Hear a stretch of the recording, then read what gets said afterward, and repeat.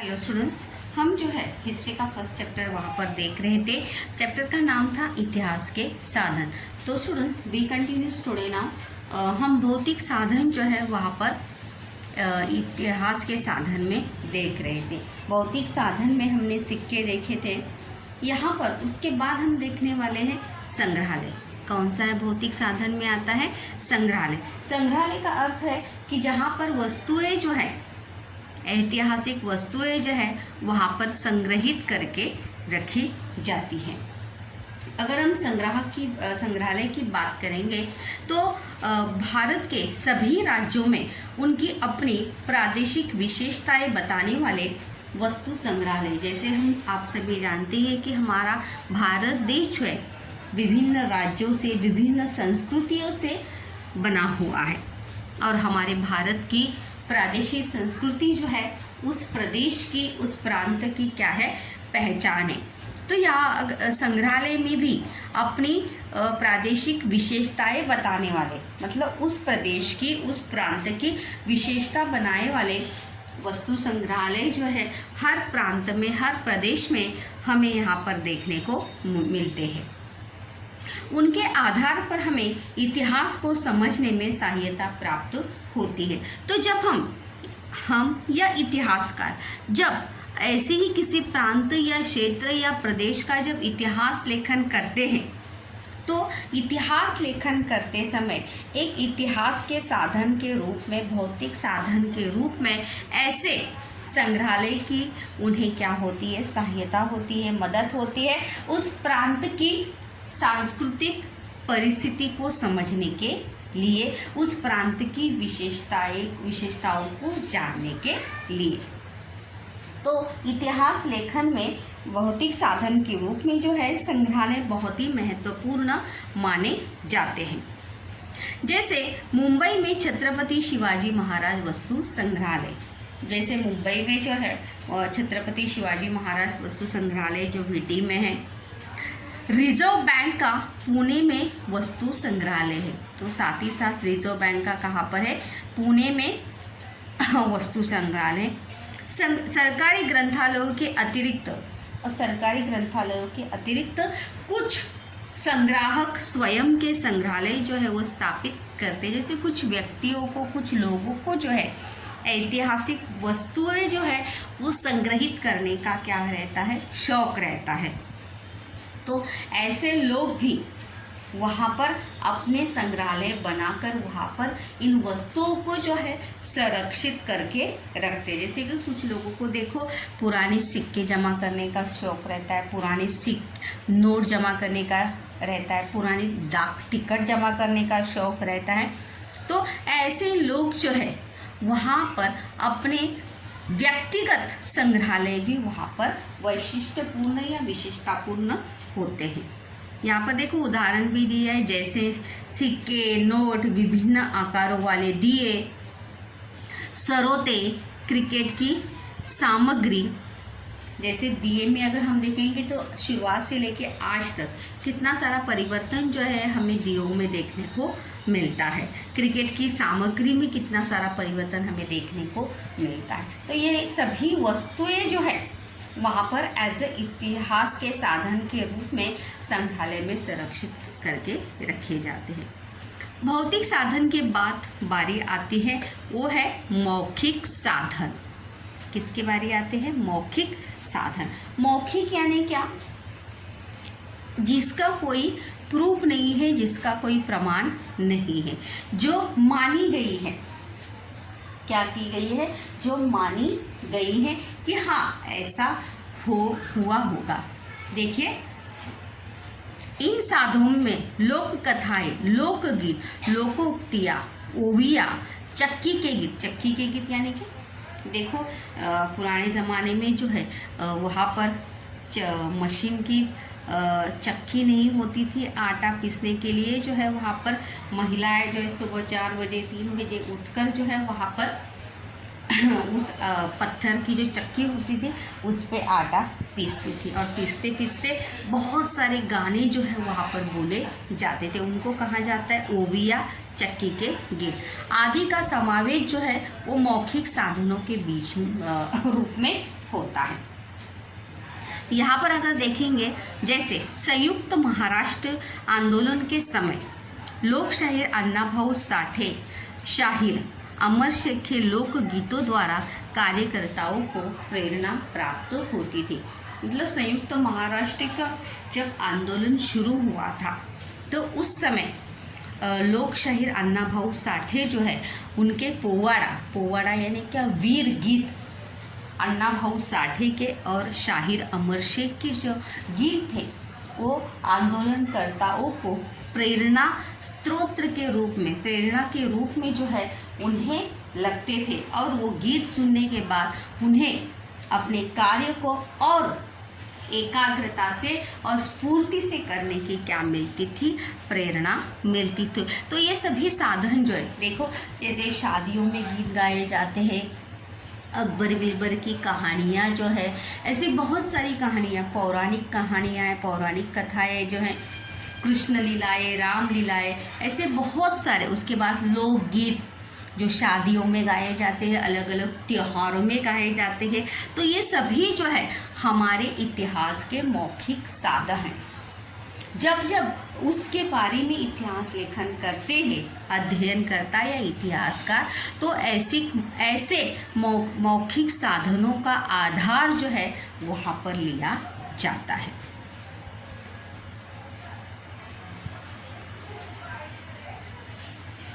लोक उक्तियाँ यानी क्या, वहाँ पर जैसे मुहावरे होते हैं।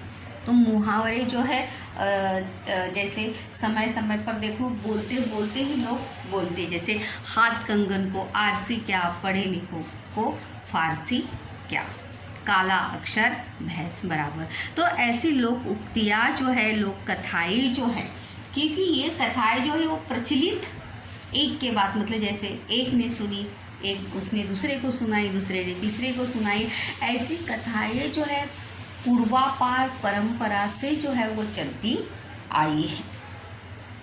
उसके बाद ऐतिहासिक साधन में बहुत ही महत्वपूर्ण ऐसा ऐतिहासिक साधन है जो है दृश्य और श्राव्य साधन। दृश्य श्राव्य साधन यानी जिसे हम देख भी सकते हैं और सुन भी सकते। जैसे अगर वर्तमान समय में देखेंगे तो बहुत ही प्रभावी ऐसा साधन अगर हम किसे कहेंगे तो वो है दृश्य और श्राव्य साधन। जैसे आज जो है 21st सेंचुरी का युग है, टेक्नोलॉजी का युग है, तो टीवी, इंटरनेट, ये सभी जो है दृश्य श्राव्य साधन हैं और इनके माध्यम से जो है हम बहुत सारी जानकारी जो है 1 मिनट के अंदर यहाँ विश्व की जानकारी जो है वहाँ पर प्राप्त कर सकते। यहाँ पर देखिए प्रश्न भी है, दृश्य श्राव्य साधन कौन से है, मौखिक साधन कौन से है, संकल्पना चित्र पूर्ण कीजिए के लिए वहाँ पर जो है प्रश्न पूछे जाते हैं कि मौखिक साधन कौन से हैं। लोक कथाएँ, लोकगीत, लोकोक्तियाँ और ओविया। ओविया मैंने आपको बताया कि जब आटा पीसते थे तो आटा पीसते समय जो गाने गाए जाते थे उन्हें कहते थे ओविया। जैसे संत जनाबाई ने बहुत सारी ओवियों का लेखन किया है, संत मीराबाई ने किया है, मुक्ताबाई ने किया है। दूरदर्शन, दृश्य श्राव्य साधन में अगर देखेंगे तो दूरदर्शन यानी टीवी, फिल्म यानी पिक्चर्स, इंटरनेट यानी नेट, जिसे हिंदी में अंतर्जाल कहते हैं, आदि साधनों को जो है हम क्या कहते हैं, दृश्य श्राव्य साधन जो है वहाँ पर हम कहते हैं, क्या कहते हैं, दृश्य श्राव्य साधन।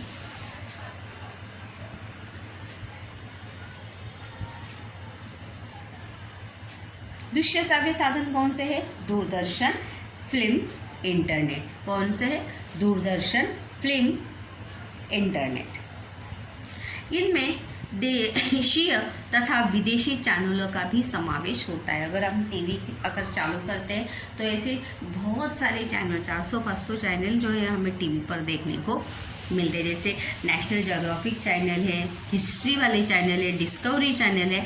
ऐसे चैनलों से हमें दुनिया भर के हिस्टोरिकल और ज्योग्राफिकल मतलब भौतिक और ऐतिहासिक जानकारी जो है वहाँ पर हमें घर बैठे वहाँ पर हमें प्राप्त होती है, या हम घर बैठे ही इस जानकारी को क्या कर सकते हैं, प्राप्त कर सकते हैं। आगे अगर हम देखेंगे करके देखें, यहाँ पर आपको दिया है कि साहित्य में कोई घटना किस प्रकार प्रतिबिंबित होती है और कवि किस घटना की और किस प्रकार देखता है। इसका उदाहरण मराठी कवि जो कविवर्य कुसुमाग्रज है, विवा शिरवाडकर जिनका नाम है, जिनके जन्मदिन के उपलक्ष्य में कौन सा दिवस मनाया जाता है, मराठी दिवस जो है, मराठी भाषा दिवस जो है मनाया जाता है। तो उनकी कविता है वो है आवाहन। यह कविता भारत और चीन के बीच हुए युद्ध की पृष्ठभूमि पर रची गई है। पृष्ठभूमि यानी क्या, उसके बैकग्राउंड या उसके कारण के ऊपर जो है वहाँ पर ये पूरी कविता का लेखन जो है कवि कुसुमाग्रज ने वहाँ पर किया है। देखो यहाँ पर कविता भी दी है। बर्फाचे तट पेटून उठले सदन शिवाचे कोसळते, रक्त आपुल्या प्रिय आईचे शुभ्र हिमावर ओघळते। हिम यानी क्या, बर्फ। रक्त आपुल्या प्रिय आईचे, प्रिय आई यानी कौन, हमारी भारत माता। और हमारी भारत माता की जो सपूत है, जो सैनिक जवान है, उनका खून जो है वहाँ पर बर्फ पर हमें गिरा हुआ दिखाई देता है, क्योंकि हमारी देश की रक्षा के लिए, देश की सीमा की रक्षा के लिए सैनिक नौजवान जो है अपनी प्राणों की आहुति वहाँ पर देते हैं। ये पूरी कविता जो है यहाँ पर कवि कुसुमाग्रज ने यहाँ पर दी है कि मतलब ऐसी कविताएं जो है जो उस घटना से क्या है, प्रेरित हुई है या उस घटना से संबंधित है। तो ऐसी कविताएं या ऐसा लेख भी हमें एक ऐतिहासिक साधन के रूप में जो है वहाँ पर हमें प्राप्त हो सकता है, या हम उसकी सहायता से इतिहास लेखन जो है वो कर सकते हैं। आगे देखेंगे, देखिए, असुरांचे पद भ्रष्ट लागुनी आज सतीचे पुण्यमळे, अशा घडीला कोण करंटा तटस्थेने दूर खड़े। असुर यानी क्या, जो दुश्मन है उसे असुर कहा है। पद यानी क्या, पैर। भ्रष्ट लागुनी, उसके मतलब उसके कदम गिरते ही हमारी धरती जो है वो क्या हुई है, अपवित्र हुई है। और ऐसी घड़ी में पता नहीं कौन दूर खड़े रहकर हमारी इस परिस्थिति का क्या उठा रहा है, फायदा उठा रहा है। कृतांत ज्वाला त्वेषाची ना कोणाच्या हृदयात जळली। त्वेष यानी क्या, मत्सर, नफरत।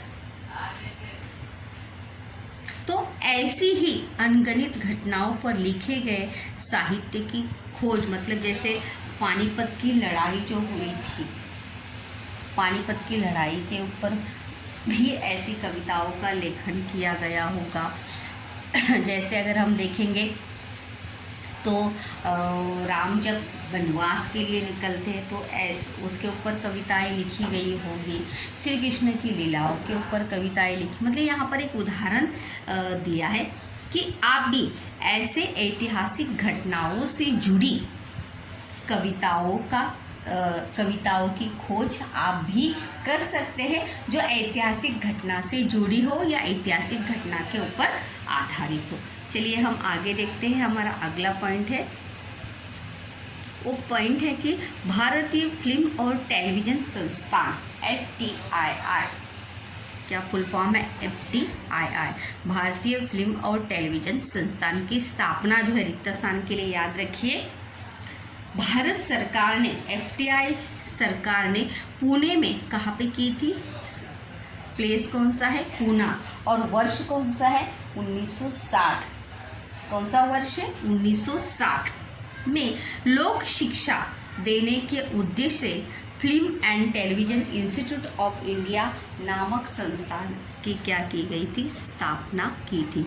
लोक शिक्षा यानी क्या, लोगों को शिक्षा देने के लिए सामाजिक राजनीतिक परिस्थिति के बारे में अवगत कराने के लिए। इंडियन न्यूज़ रिव्यू नामक संस्थान में राजनीति, समाजनीति, कला, खेलकूद और संस्कृति जैसे विभिन्न क्षेत्रों में घटित महत्वपूर्ण घटनाओं पर आधारित समाचार फिल्में, डॉक्यूमेंट्री फिल्में जो है यहाँ पर FTI में बनाई जाती है। मतलब समाज में जो समस्याएं हैं उन्हें दूर करने के लिए, लोगों को जागरूक करने के लिए जो है ऐसी डॉक्यूमेंट्री फिल्में यानी क्या, 10 मिनट की, 15 मिनट की फिल्म जो है बनाई जाती है।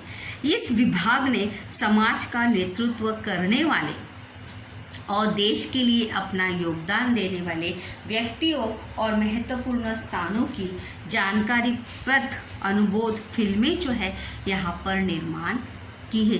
लोक शिक्षा के लिए यानी क्या, लोगों को सामाजिक जागृति, लोगों में सामाजिक जागृति लाने के लिए, लोगों की सोच को एक नई दिशा देने के लिए, प्रेरणा देने के लिए जो है यहाँ पर FTI की स्थापना जो है 1960 में पूना में की गई थी। तो ऐसी फिल्में जो है वहाँ पर बनाई गई है। और आधुनिक भारत में, अगर आज भारत में देखेंगे तो आधुनिक भारत के इतिहास का अध्ययन के लिए समाचार फिल्में और अनुबोध फिल्में उपयोगी है। अनुबोध फिल्में यानी कि जो डॉक्यूमेंट्री फिल्में हैं वो इतिहास साधन के रूप में या इतिहास के साधन के रूप में अध्ययनकर्ताओं को बहुत ज़्यादा क्या होती है, उपयोगी सिद्ध होती है, क्योंकि उसके माध्यम से जो है इतिहासकारों को बहुत ज़्यादा जानकारी वहाँ पर प्राप्त होती है। यहाँ पर पाठ की अंतिम कड़ी में यहाँ पर अगर हम देखेंगे तो अब तक हमने इतिहास लेखन के लिए उपयोगी कुछ साधन देखे, जिसमें लिखित साधन, मौखिक साधन, लिखित साधन, भौतिक साधन, दृश्य श्राव्य साधन यहाँ पर हमने देखे हैं। 21वीं शताब्दी में समय में इतनी तीव्र गति से बदल रहा है। मतलब ये अगर हम देखेंगे तो आज जो है इंटरनेट का ज़माना है और एक झटके में, एक सेकंड में एक बात या एक घटना जो है तेज़ी से हम मोबाइल या इंटरनेट के माध्यम से क्या होती है, लोगों तक पहुंचती है। वे साधन भी अपर्याप्त सिद्ध होंगे। परिणाम स्वरूप अब स्वाभाविक रूप से नए साधन जो है वो आगे आ रहे हैं और जाहिर सी बात है, जैसे समय बदलता है उसी प्रकार से इतिहास लेखन के या इतिहास के साधन भी वहाँ पर क्या होते हैं, बदलते रहते। अपर्याप्त यानी पूरे काफ़ी नहीं होंगे, क्योंकि इसके अलावा अगर जानकारी हमें प्राप्त करनी है तो हमें इंटरनेट की आवश्यकता जो है वो ज़रूर होगी। और परिणाम स्वरूप स्वाभाविक रूप से नए साधन जो है वो आगे आ रहे हैं। जैसे अगर हम डिजिटल माध्यम की बात करेंगे तो इंटरनेट है, मोबाइल है, तो मोबाइल के माध्यम से ही बहुत सारी जानकारी जो है हमें एक झटके में मोबाइल में, फेसबुक है, ट्विटर है, इंस्टाग्राम है, ऐसे बहुत सारे डिजिटल प्लेटफॉर्म हमें प्राप्त हैं। जैसे अगर हम यहाँ पे बात करेंगे कि जैसे घरेलू टेलीफोन से लेकर मोबाइल तक, इस यात्रा में पेजर नामक साधन संपर्क करने हेतु अस्तित्व में आया था। पेजर देखो, मोबाइल से पहले जो है वो पेजर आया था, जिस पर सिर्फ हम मैसेज कर सकते थे। क्या कर सकते थे? मैसेज कर सकते। मतलब किस प्रकार से देखो टेक्नोलॉजी में या तकनीकी में कैसे परिवर्तन हुआ। पहले पेजर आया, फिर एक बहुत छोटा सा ऐसा फ़ोन आया, उसके बाद थोड़ा और बड़ा फ़ोन आया, उसके बाद जो है स्मार्टफोन आने जो है वो शुरू हुए। उसके बाद स्मार्टफोन में भी बहुत सारी क्वालिटीज़ जो है वो आनी शुरू हुई। अगर घर के फ़ोन में भी देखेंगे तो घर के फ़ोन में भी परिवर्तन हुआ है। पहले एक ही जगह पे बैठ के हम घर के फ़ोन में बात कर सकते हैं, अभी कॉर्डलेस फ़ोन आया है। पूरे घर में हम लेके मोबाइल की तरह कॉर्डलेस फ़ोन लेकर भी उसे घर में घूमकर उसमें बात कर सकते, एक कमरे से दूसरे कमरे में। यह जिस तेज गति से आया था उसी तेज गति से समाप्त भी हो गया। मतलब समय के साथ साथ जो है साधन जो है वो क्या होते हैं, समाप्त हो जाते हैं या उसके बदले उसकी जगह कोई और लेता है। देखो हर किसी मतलब जैसे अगर हम कहेंगे तो हर कोई अपना स्थान जो है वो बनाए रखने के लिए या उसका स्थान उसके जगह पर अगर कोई दूसरा आता है तो उसकी जगह जो है वहाँ पर क्या होती है, उसका उपयोग वहाँ पर समाप्त होता है। अंतर्जाल यानी इंटरनेट पर उपलब्ध विपुल और प्रचंड जानकारी का भी उपयोग इतिहास लेखन में किया जाता है और इसीलिए तो अभी हमें जो भी जानकारी चाहिए होती है वो हम एक झटके में इंटरनेट पे सर्च करते हैं, परंतु इस जानकारी की सत्यता और यथार्थता की जांच पड़ताल करनी पड़ती है। लेकिन इतिहास लेखन में सबसे पहले क्या होनी चाहिए, सत्यता होनी चाहिए और उस सत्यता की और वास्तवता की, यथार्थता यानी क्या, वास्तवता की जो है वो जांच पड़ताल करनी आवश्यक है। जांच पड़ताल यानी क्या, छानबीन, सही मायने में ये सच है क्या नहीं, क्योंकि हम कुछ भी वहाँ पर लिख सकते नहीं। इन सभी साधनों के आधार पर इतिहास का अध्ययन करना सहज और सरल हो गया। बड़े ही आसानी से, बड़े ही सहजता से जो है हम क्या कर सकते हैं, इन साधनों का आधार लेकर इतिहास लेखन कर सकते हैं। साथ ही ये सभी साधन आधुनिक समय के हैं, अभी के हैं, वर्तमान समय के हैं, अतः उनका उपलब्ध होना संभव होता है। अभी बड़े आसानी से सबके पास क्या है, स्मार्टफोन है, कंप्यूटर है, लैपटॉप है और बड़ी आसानी से जो है ये साधन क्या होते हैं, उपलब्ध होते हैं। इतिहास मानव जीवन के सभी अंगों को स्पर्श करता है, मानव जीवन के सभी अंगों को स्पर्श करता है, यानी मनुष्य की सामाजिक सांस्कृतिक परिस्थिति को भी मतलब जो जानता है और समझता है, स्पर्श करता है, यानी उसकी प्रतिबिंब जो है, उसकी परछाइयाँ जो है हमें देखने को मिलती है।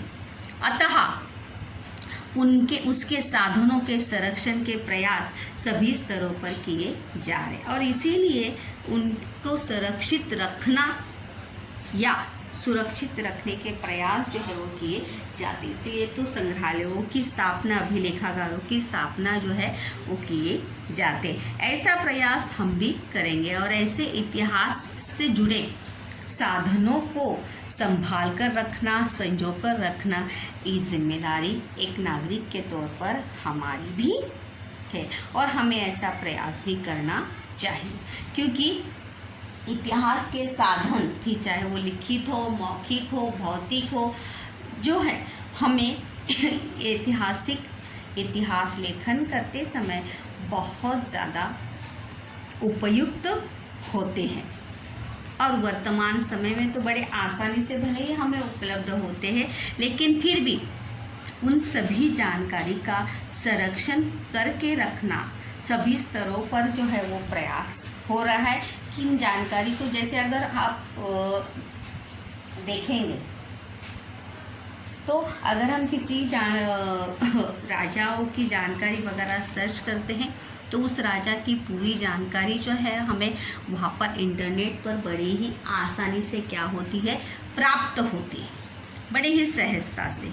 तो इसीलिए ऐसे साधनों का संरक्षण करना, इसीलिए तो देखो कहा है कि इतिहास मानव जीवन के सभी अंगों को स्पर्श करता है। मतलब इतिहास जो है मनुष्य से जुड़ा हुआ है, क्योंकि इतिहास किसका होता है, मनुष्य का ही होता है और जो वस्तुएं होती है वो किससे जुड़ी होती हैं, मनुष्य से ही जुड़ी होती है। तो ऐसे साधनों को जो है हमें संरक्षित करके रखना चाहिए।